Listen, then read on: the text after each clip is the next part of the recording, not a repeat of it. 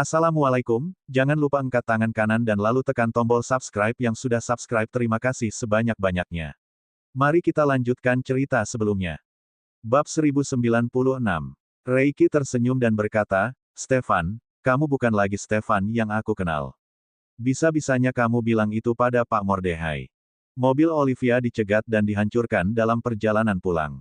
Reiki jadi tertarik dengan percakapan mereka. Siapa yang nggak punya rasa takut, bisa-bisanya mencegat mobilnya istri Stefan Aditama. Pasti orang itu masuk rumah sakit kan sekarang. Stefan tidak tahu dia harus tertawa atau bagaimana. Aku mau menyuruh orang untuk menyelidikinya sekarang. Nggak perlu. Aku tahu siapa. Siapa? Tanya Reiki dengan rasa ingin tahu. Sifatnya yang suka bergosip muncul. Dia menggunakan imajinasinya yang sangat luas. Apa orang itu pengagummu? Stefan berkata, pengagummu. Lalu, dia berkata dengan kesal, putri kedua dari keluarga Siahaan.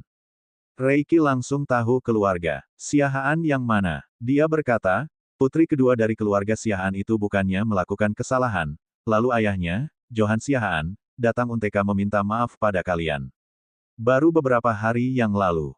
Sekarang putrinya sudah mencari masalah dengan kalian lagi. Ditangkap? Enggak. Sudah lapor ke polisi dan ada buktinya, jadi tentu akan ditangkap dulu. Reiki, aku memberitahumu semua ini karena aku ingin minta tolong padamu. Bantu aku tugaskan beberapa orang untuk mengawasi gerak-gerik Johan dan istrinya, sama sanak-sanak keluarga Olivia yang nggak tahu malu itu. Reiki langsung paham, kamu khawatir Johan akan diam-diam membalas dendam. Lebih baik mewaspadainya. Giselle adalah putri kesayangan Johan dan istrinya. Dia selalu dimanjakan dan sekarang di penjara. Kita nggak bisa menjamin Johan dan istrinya nggak akan membalas dendam. Awasi mereka, jadi kita juga nggak terlalu pasif. Reiki juga merasa bahwa apa yang dikatakan temannya masuk akal, dia berkata, oke, aku akan menugaskan orang untuk mengawasi gerak-gerik dari dua keluarga itu.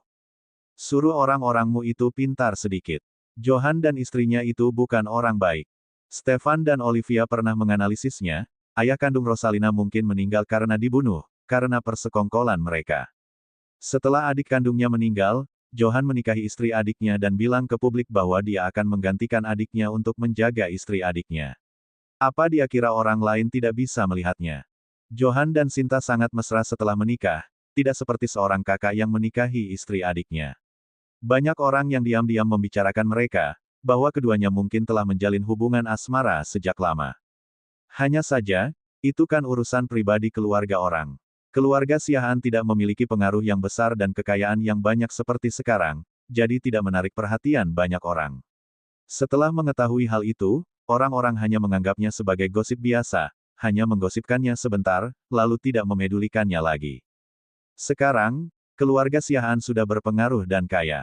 Kekayaannya sudah melebihi 2 triliun. Agar putri kesayangan mereka bisa menikah dengan anak orang kaya di Mambera juga, Sinta mulai terang-terangan membawa putrinya ke pesta, karena itulah, keluarga Siahaan mulai mendapat perhatian orang-orang lagi. Tentu saja, kalaupun mereka tidak mencari perhatian, keluarga Ardaba juga pasti tetap tahu banyak tentang mereka, seperti tidak ada yang bisa disembunyikan, jadinya seperti tidak bisa punya rahasia. Tergantung keluarga Ardaba lagi, mau menggali informasi mereka sebanyak apa. Namun, meskipun keluarga Ardaba bisa mendapatkan informasi itu, mereka juga tidak mungkin tidak ada kerjaan sampai menggali semua informasi tentang keluarga Siahaan. Mereka hanya akan menggalinya ketika membutuhkannya. Reiki bergumam mengiyakan, lalu berkata, tenang saja. Orang yang aku tugaskan semuanya yang terbaik. Bukan hanya pintar, tapi juga bisa bela diri. Kemampuan mereka untuk bersembunyi juga sangat hebat. Kalau mereka disuruh jadi mata-mata atau agen rahasia, pasti akan sangat hebat. Kalau begitu, menurutmu Johan pernah melakukan hal-hal yang ilegal, enggak? Apa kita perlu menggali informasi mengenai bisnis Siahaan Group di luar kota juga? Kalau kita tahu banyak tentang mereka, kita jadi bisa mengatur taktik untuk menghadapi mereka. Kalau ada waktu, coba cari tahu juga. Kalau mereka benar-benar pernah melakukan hal yang ilegal, kebetulan sekali langsung saja akhiri mereka di sini. Setelah selesai berbicara, Reiki mengakhiri panggilan itu. Dia berencana untuk menugaskan orang untuk menyelidiki bisnis Siahaan Group setelah pulang ke rumah. Bab 1097. Olivia tidak tahu suaminya sudah mengatur segalanya ketika dia sedang mandi. Dia keluar dari kamar mandi dan melihat Stefan duduk di tempat tidur. Dia pun berjalan mendekat, melingkarkan lengannya di leher pria itu dengan natural, lalu mendorong pria itu untuk berbaring di tempat tidur dan menimpa badannya. Sayang, aku nggak tahan nanti. Stefan mengingatkan istri tercintanya dengan suara rendah dan serak. Olivia tertawa, mencium wajah pria itu, berguling dan turun di tempat tidur.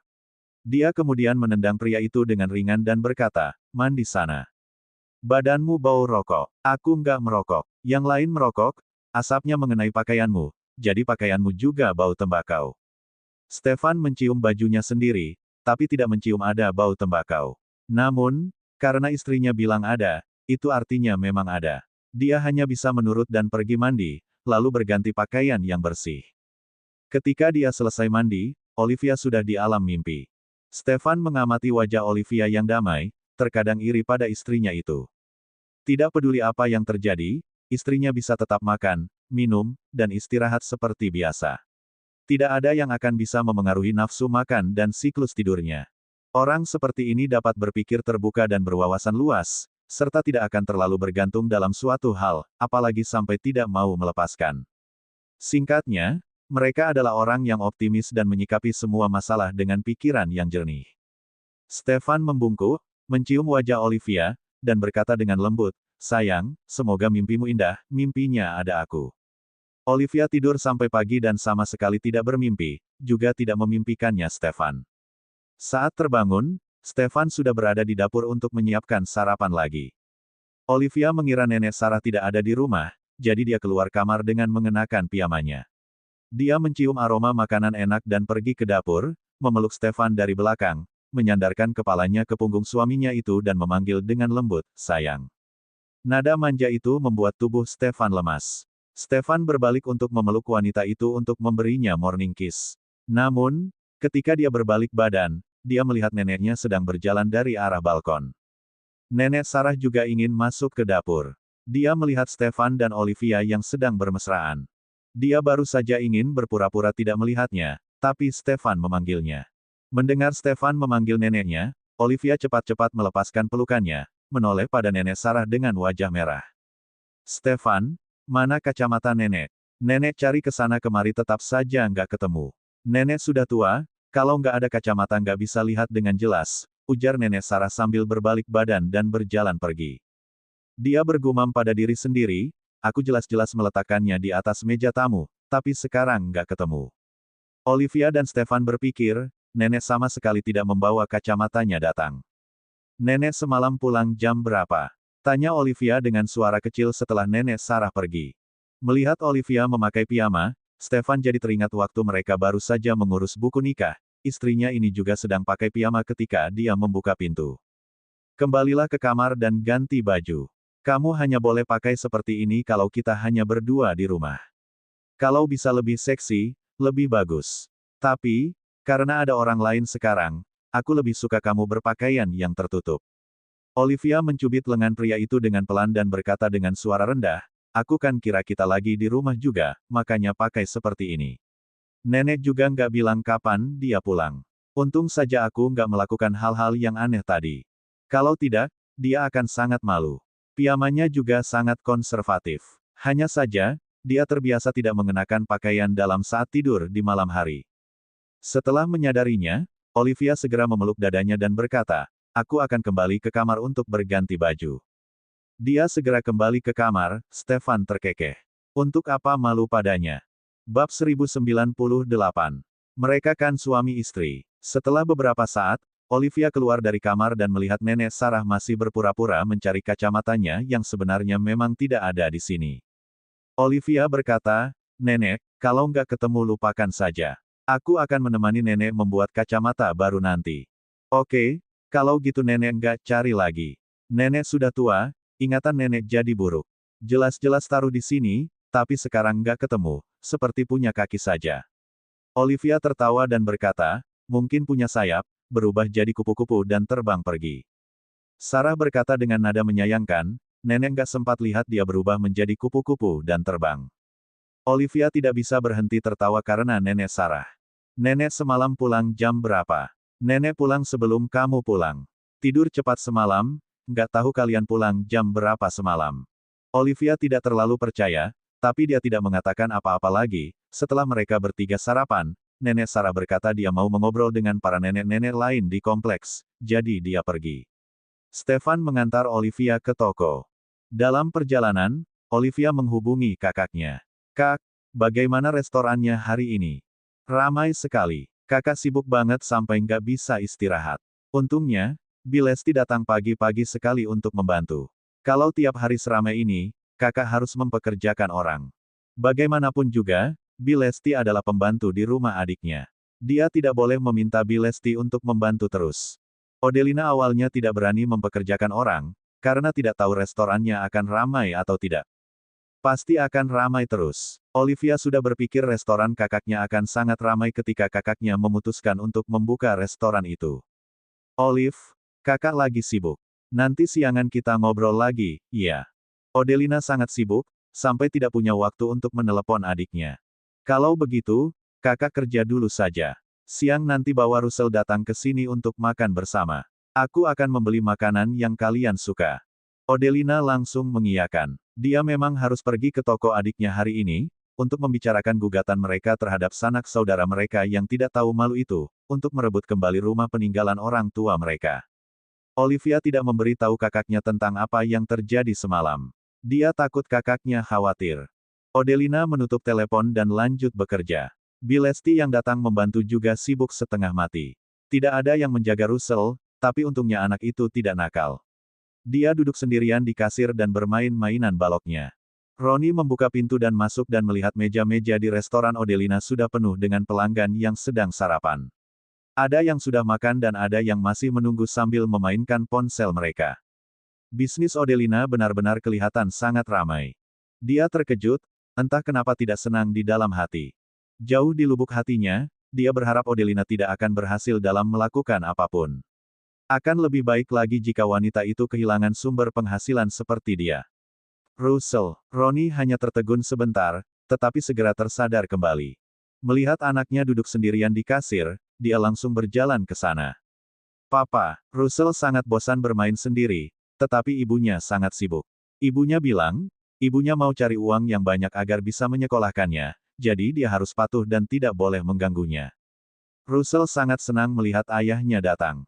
Setelah dia mengulurkan tangannya untuk memeluk Roni, menatap ayahnya dengan mata hitam besarnya dan bertanya dengan gembira, "Pak, Papa datang karena mau bawa aku ke kebun binatang untuk melihat harimau, iya?"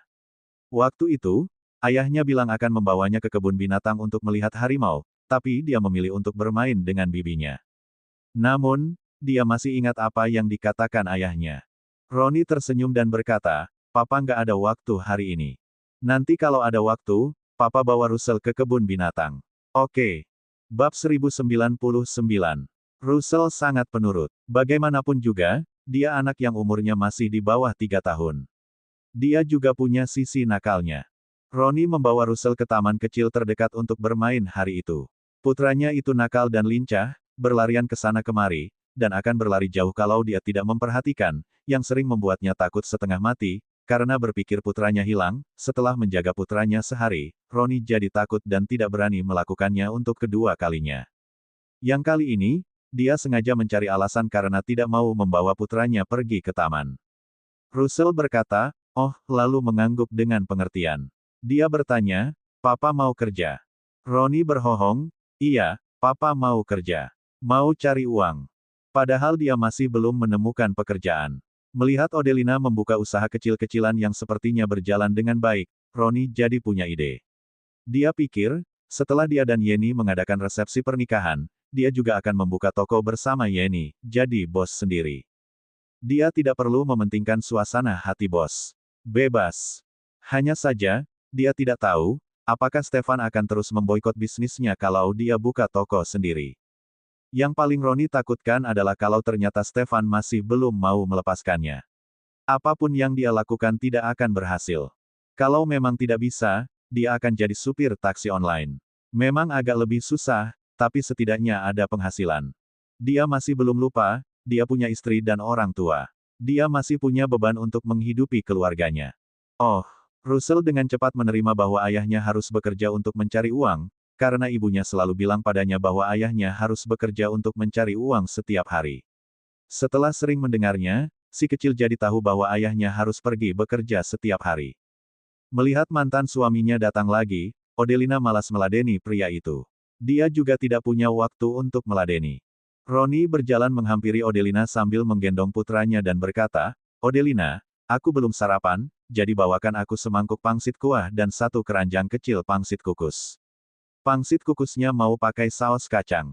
Sebelum Odelina menjawab pria itu, Bilesti yang sedang menyajikan beberapa mangkuk mie kuah pada para tamu mendengar perkataan Roni dan langsung berkata, "Pak Roni, bayar dulu. Kalau sudah bayar, cari tempat duduk dan tunggu sebentar." Roni berkata, "Aku papanya Russell.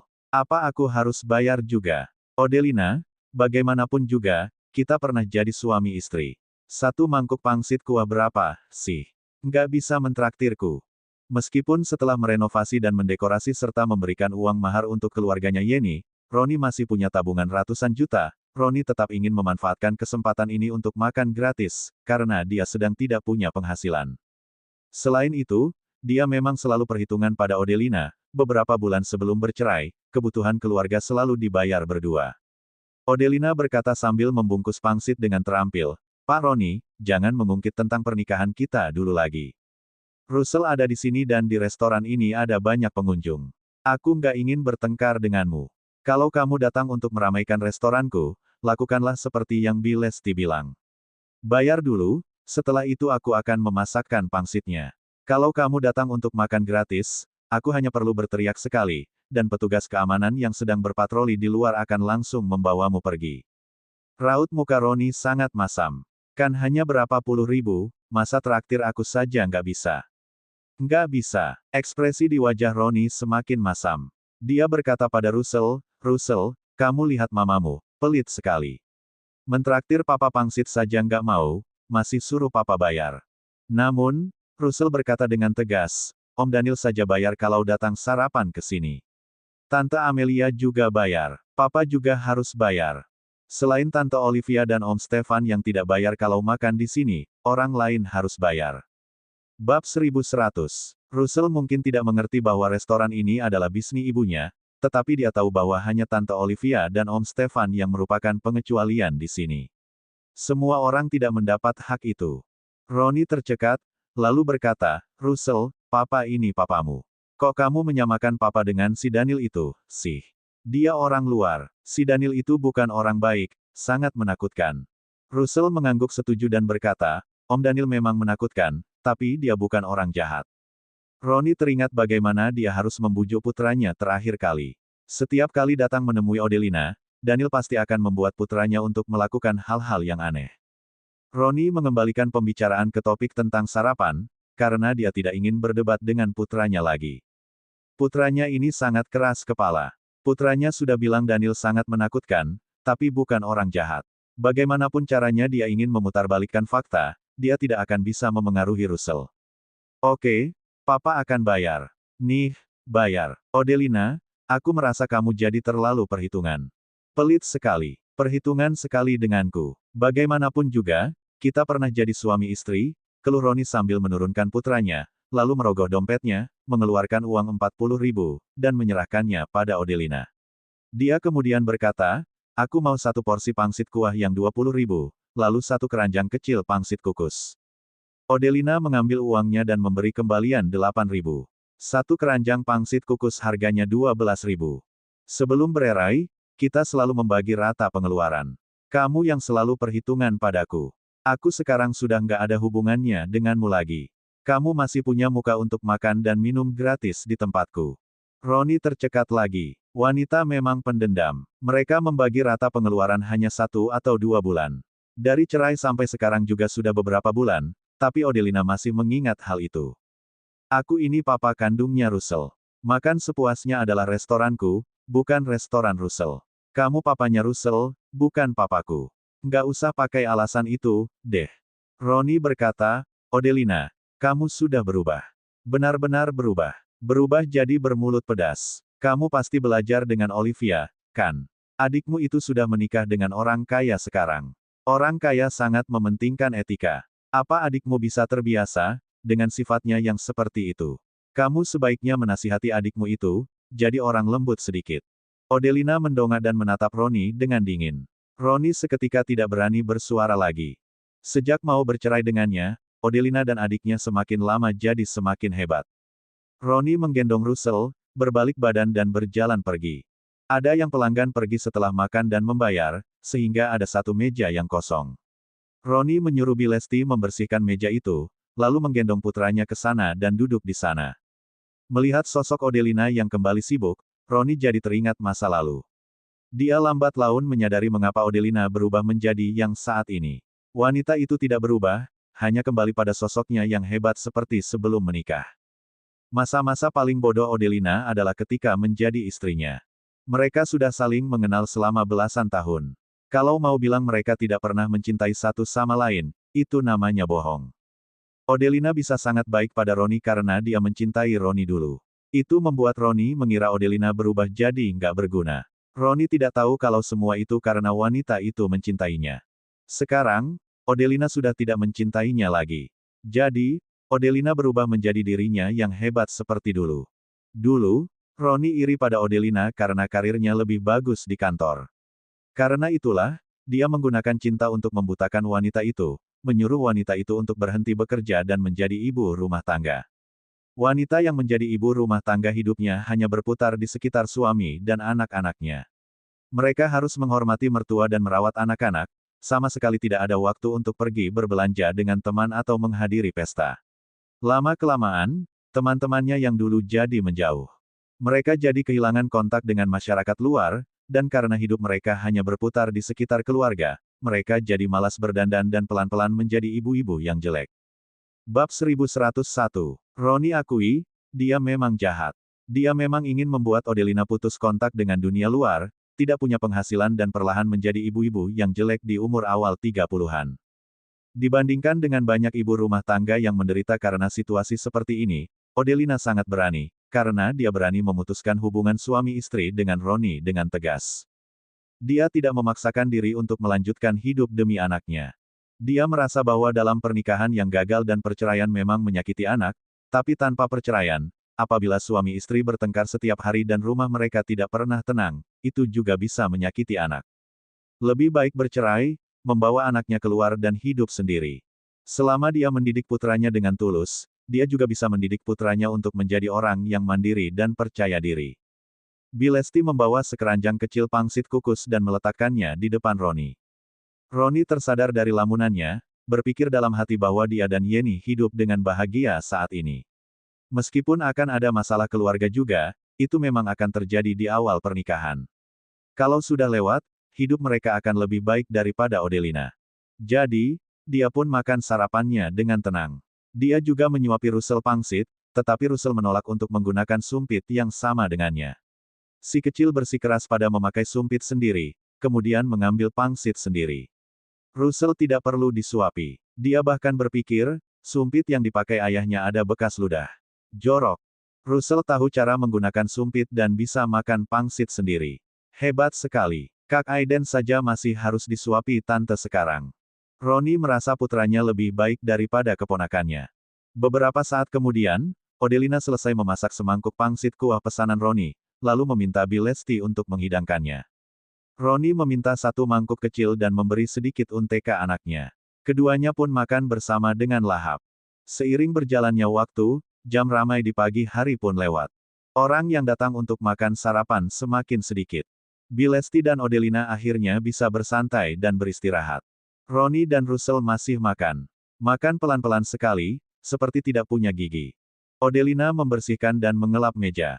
Dia tidak menghentikan Roni untuk menjalin hubungan dengan putranya. Mereka tidak perlu melibatkan anak yang tidak bersalah dalam masalah mereka. Pada saat ini, pintu kaca restoran didorong terbuka.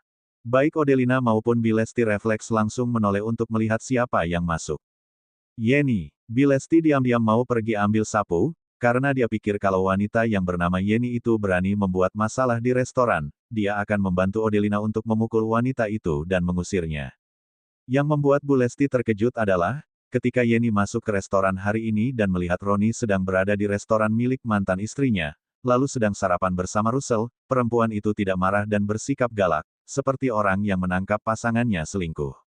Tidak seperti dulu. Aku datang mencari suamiku, ujar Yenny pada Odelina dengan datar, lalu langsung berjalan ke arah Roni. Roni, panggil Yenny, menghampiri Roni. Roni, yang jarang sekali bisa menghabiskan waktu dan beraktivitas dengan putranya, mendengar istrinya memanggilnya. Dia sangat terkejut, sampai-sampai sumpitnya terjatuh ke meja. Untungnya, dia sudah kenyang makan dan minum. Sudah lama sekali, dia belum pernah menikmati sarapan yang begitu lezat. Bisa dibilang, dia sangat merindukan masakan Odelina dan adiknya yang enak. Bab 1102. Dulu, waktu Olivia tinggal di rumahnya, hampir semua pekerjaan rumah dikerjakan oleh Olivia. Yenny, aku datang ke sini hanya untuk sarapan. Roni memungut sumpit yang jatuh dan membuangnya ke tempat sampah di bawah meja, lalu berdiri dan menjelaskan kepada Yenny bahwa dia datang ke sana untuk sarapan. Yenny menatap Russell. Russell juga menatapnya. Wajah anak itu sangat mirip dengan Odelina. Matanya berbinar dan polos. Anak yang sangat lucu. Yenny memalingkan wajah dari Russell. Roni dengan cepat menjelaskan, Odelina sangat sibuk sekarang, Russell jadi nggak ada yang jaga. Waktu makan, aku mendudukkannya di sebelahku supaya bisa menjaganya. Bagaimanapun juga, Russell juga anakku. Dia tahu Yenny tidak suka keluarganya menyebut-nyebut Russell, dan tidak suka melihatnya pergi menemui Russell. Yenny menarik napas dalam-dalam beberapa kali untuk meredam amarah yang menggelora di hatinya.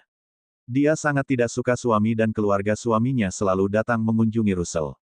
Kalau mengungkit Russell, mertuanya selalu bilang bahwa Russell adalah cucu berharga dari keluarga pamungkas, dan satu-satunya keturunan yang akan meneruskan nama keluarganya. Roni juga tidak memperlakukan Russell dengan baik sebelum bercerai, tapi sekarang dia datang menemui Russell hampir setiap hari. Yenny selalu khawatir akan tumbuh perasaan lagi antara Roni dan Odelina. Ibu mertuanya selalu menyuruh Roni untuk meninggalkannya dan mengejar Odelina lagi. Dia juga heran mengapa dia belum hamil juga, meskipun sudah beberapa bulan berhubungan badan dengan Roni. Dia sampai khawatir ada yang tidak beres dengan dirinya. Kalau dia hamil, keluarga suaminya mungkin akan memperlakukannya dengan jauh lebih baik. Roni, aku nggak berniat untuk memarahimu. Hanya saja, lain kali kalau kamu mau datang sarapan ke sini, ajak aku juga. Aku juga sudah lama nggak makan sarapan yang dibuat Odelina. Dulu, kamu sering membungkus makanan dan membawanya ke kantor, supaya aku bisa memakannya. Odelina yang sedang mengelap meja tiba-tiba membeku. Dia langsung paham sekarang. Dulu Roni sering bangun kesiangan dan bilang tidak punya waktu untuk sarapan di rumah. Dia takut pria itu akan kelaparan, jadi dia membungkus makanan supaya pria itu bisa membawanya dan memakannya di kantor. Namun, dia tidak menyangka pria itu ternyata membawanya untuk diberikan pada Yenny. Dia dan Olivia mungkin juga memberikan banyak kontribusi dalam hubungan mereka.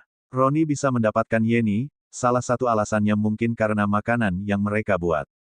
Roni tersenyum kaku dan berkata, aku akan mengajakmu lain kali. Saat mengatakan itu, dia mengulurkan tangannya untuk meraih tangan Yenny, lalu bertanya dengan nada menggoda.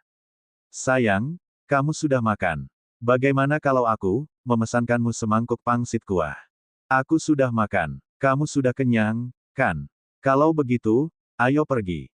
Rumah kita masih direnovasi. Kamu juga harus ke sana dan lihat-lihat, nggak bisa membiarkanku mengurus semuanya. Yenny menarik tangan Roni, langsung berbalik badan dan pergi. Roni mengikuti wanita itu keluar dengan panuh. Yenny berjalan ke depan mobilnya dan menunggunya. Roni berjalan mendekat, membuka pintu mobil dan bertanya, sayang, kamu nggak menyetir ke sini. Kamu sudah pakai mobil keluar, kalau aku menyetir juga, jadinya membuang-buang minyak. Aku naik taksi ke sini, lalu pulang naik mobilmu. Yenny berjalan mengitari mobil itu, membuka pintu kursi penumpang dan masuk ke dalam mobil. Dia memasang sabuk pengaman, dan setelah Roni menyalakan mobil, dia berkata dengan nada lembut, Roni, kalau kamu mau menemui Russell, sebenarnya, selama kamu memberitahuku, aku nggak akan melarangmu mengunjungi putramu. Kamu nggak perlu diam-diam melakukannya di belakangku. Bahkan, aku bisa menemanimu untuk melihat putramu. Meskipun Russell bukan anakku, aku juga menyukainya. Aku juga belum punya anak sendiri sekarang, jadi aku bersedia menemanimu untuk datang dan bermain dengannya. Jangan sampai Russell lupa kamu, papanya. Asalkan Odelina setuju, kamu bahkan bisa membawa Russell ke rumah kita untuk menginap selama beberapa hari, sehingga orang tuamu bisa bermain dengan cucu mereka. Roni terkejut, Yenny sangat pengertian hari ini. Bab 1103. Roni menolehkan kepala untuk menatap Yenny, lalu tersenyum dan berkata dengan bercanda, "Yenny, apa matahari terbit dari barat hari ini? Aku pergi ke restoran Odelina pagi-pagi sekali untuk sarapan dan bermain dengan Russell sebentar. Ketika melihatmu, aku takut kamu akan marah denganku dan mempermalukanku di depan Odelina. Aku nggak menyangka kamu bahkan memperbolehkanku untuk membawa Russell menginap di rumah. Melihat sikapmu terhadap Aiden waktu itu, kupikir kamu akan sangat membenci anak-anak." Semenjak Aiden merusak kosmetik Yenny waktu itu, Yenny jadi sangat membenci keponakannya itu. Namun, bagaimanapun juga, Aiden adalah anak kakaknya. Selama Roni dan kakaknya tidak memutuskan hubungan persaudaraan mereka, keluarga kakaknya akan tetap sering datang ke rumahnya. Yenny sangat tidak suka dengan hal ini, tapi dia hanya bisa mengunci kamar tidurnya dan Roni ketika anak itu datang, sehingga anak itu tidak bisa masuk. Aiden selalu membuat kekacauan di rumah kontrakan mereka. Mertuanya juga tidak peduli dan membiarkan bocah itu bermain. Yenny tahu ketiga anak Sheila diasuh oleh mertuanya, yang memperlakukan ketiga cucunya dengan sangat baik, bahkan lebih baik dari Russell, cucu keturunan langsungnya sendiri. Yenny tidak mau banyak berkomentar tentang kebiasaan mertuanya dalam memanjakan cucu, tapi setelah Aiden pulang, mertuanya selalu menyuruhnya membereskan rumah. Dia mana mau melakukannya. Siapa yang tidak tahan dengan rumah yang berantakan, dia saja yang bereskan. Yang penting, kamarnya tidak berantakan. Yenny tidak mau membersihkan rumah, jadi pada akhirnya tetap mertuanya yang melakukannya. Setelah membersihkannya sekali dua kali, mereka akhirnya paham seberapa susahnya membersihkan rumah. Jadinya, ketika Aiden datang, mereka tidak akan mengizinkan anak itu untuk membuat rumah berantakan lagi. Yenny sudah berkali-kali bertengkar dengan mertua dan kakak iparnya. Kesimpulan yang bisa dia tarik adalah, dia harus lebih tegas dari mereka. Dia harus bisa menaklukkan hati Roni dan membuat Roni berpihak padanya. Dengan begitu, dia akan menang. Aku nggak membenci anak-anak, aku benci anak yang nggak bisa diatur dan diomongi. Aku nggak membenci anak yang pengertian dan imut seperti Russell.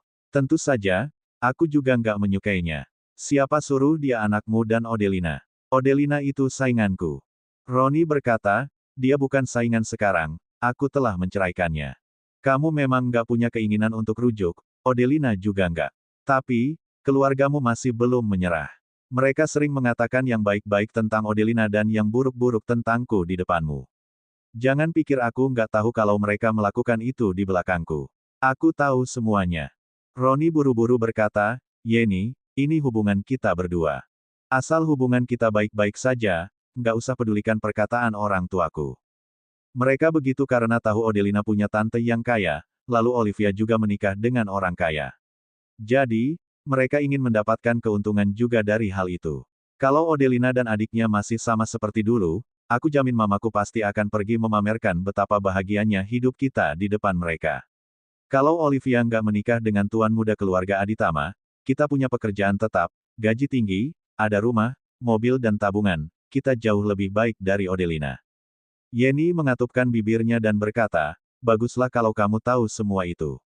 Aku hanya takut kamu terlalu mendengarkan mamamu dan berubah pikiran tentangku. Nggak akan. Roni berpikir, dia baru saja bercerai dan menikah lagi. Dia tidak boleh bercerai lagi. Harga yang dia harus bayar untuk bercerai terlalu besar. Russell adalah darah dagingmu, dan satu-satunya cucu keturunan langsung dari orang tuamu. Kamu boleh membawa Russell datang untuk menginap di rumah kita selama beberapa hari. Kalau ada anak-anak di rumah, rumah jadi ramai dan hidup. Papa mamamu jadi sibuk mengurusnya dan perlakuan buruk mereka terhadapku juga bisa berkurang. Dengan begitu, keluarga kita juga bisa hidup rukun. Cerita bersambung.